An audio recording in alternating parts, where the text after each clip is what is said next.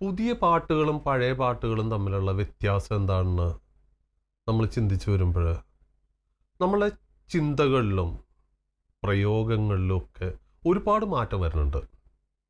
ഇപ്പോൾ ഞാൻ എഴുതിയ ചെമ്പരത്തിപ്പൂവ് എന്നുള്ള ഒരു പാട്ടെന്ന് വെരി ട്രഡീഷണലാണ്. അതിൻ്റെ ആ കാലം കഴിഞ്ഞു.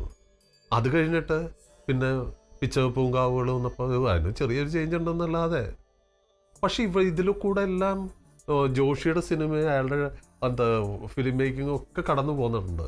അത് വന്നു നിൽക്കുന്നത് ഞാൻ റോബിൻഹുഡ് വന്നു കഴിഞ്ഞപ്പോൾ ഞാൻ അത്ഭുതപ്പെട്ടു. റോബിൻഹുഡിലെ പ്രിയന് മാത്രം പ്രിയന് മാത്രം ഞാൻ തരും മധുരം ഈ പ്രണയം എന്ന് പറയുന്ന ഇത്, അതിൻ്റെ ആ പറച്ചിലിൻ്റെ രീതി കേട്ട് ശീലിച്ച പാട്ടിൻ്റെ രീതിയിൽ നിന്ന് ഭയങ്കര വ്യത്യാസമുണ്ട്.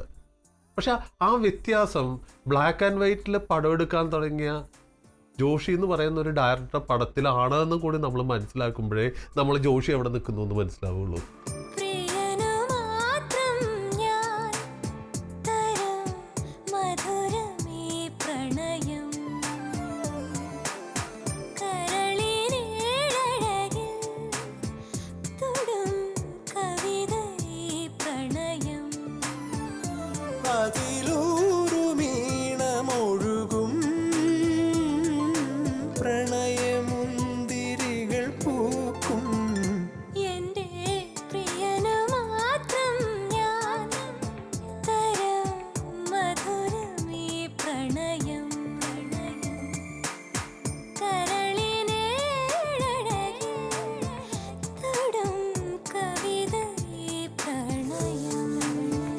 നല്ല ഭംഗിയുള്ള കൊറിയോഗ്രഫിയും നല്ല ഒരു ഈണവും ഒക്കെ ചേർന്ന് വന്ന പാട്ടാണ് പ്രിയനു മാത്രം എന്ന് പറഞ്ഞ്.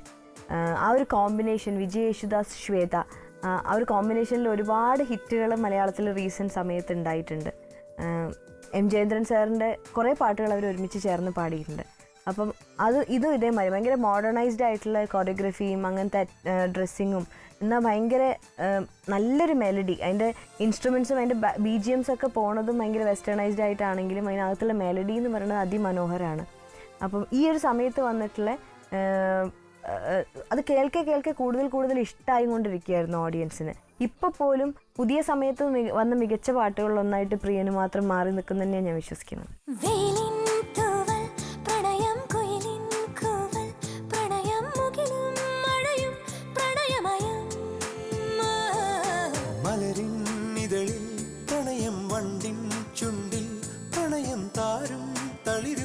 പ്രണയം